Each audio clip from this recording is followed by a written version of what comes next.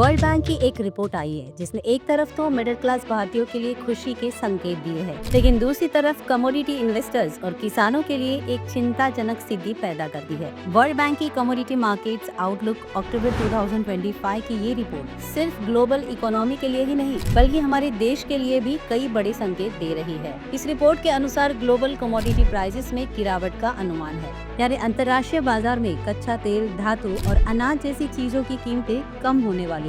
लेकिन सवाल ये है कि भारत के लिए ये खबर राहत है या चुनौती? आइए समझते हैं आज के इस वीडियो में।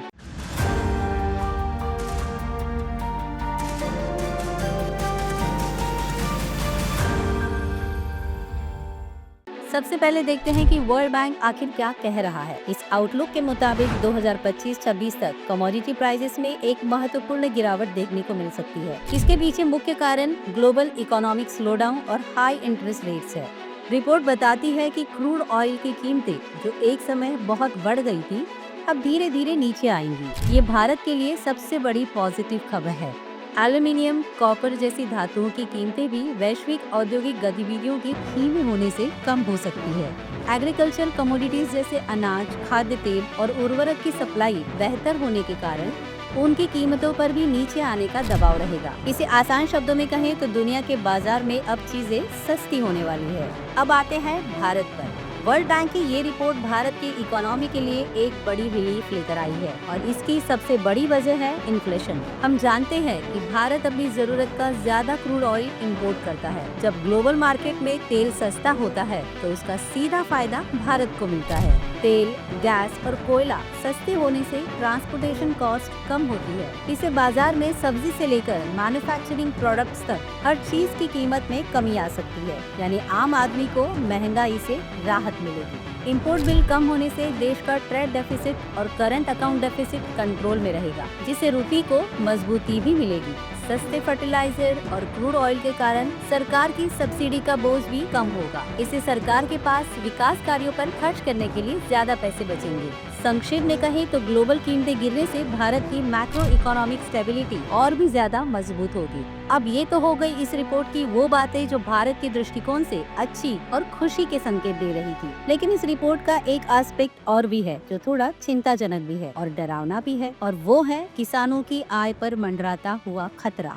जैसे हर चमकती चीज सोना नहीं होती, वैसे ही ये कमोडिटी प्राइसेस में गिरावट भी भारत के एक बड़े तबके यानी हमारे किसानों के लिए एक बड़ा चैलेंज है।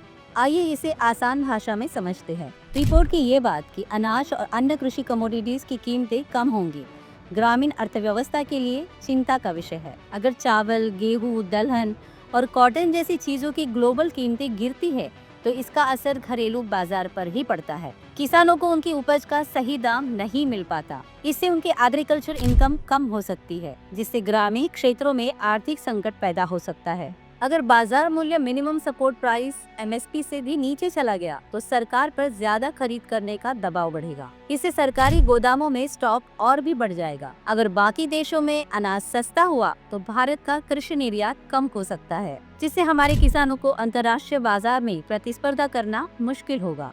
इसीलिए जहां एक तरफ शहर में रहने वाले कंज्यूमर्स को राहत मिलेगी, वहीं गांवों में किसानों के लिए ये रिपोर्ट एक चेतावनी से कम नहीं है। तो वर्ल्ड बैंक की ये रिपोर्ट एक मिक्स्ड बैग है। भारत को इससे इन्फ्लेशन कंट्रोल करने और अपना ट्रेड डेफिसिट सुधारने का सुनहरा मौका तो मिल ही सकता है, लेकिन साथ ही सरकार को अब ऐसी पॉलिसीज बनानी होंगी जिससे फार्मर्स की आय सुरक्षित रहे। आगे का रास्ता ये है कि भारत को अपने फूड मैनेजमेंट सिस्टम को मजबूत करना होगा और यह सुनिश्चित करना होगा कि सस्ते आयात का फायदा आम उपभोक्ता को मिले, लेकिन इसकी कीमत देश के किसानों को न चुकानी पड़े। अगर आपको ये वीडियो पसंद आया तो इसे लाइक और शेयर जरूर करें, और इस तरह की अन्य कमोडिटीज और कृषि से जुड़ी खबरों के लिए कृषि भूमि को सब्सक्राइब करना न भूलें। अगर फेसबुक पर देख रहे हैं तो हमें फॉलो जरूर करें।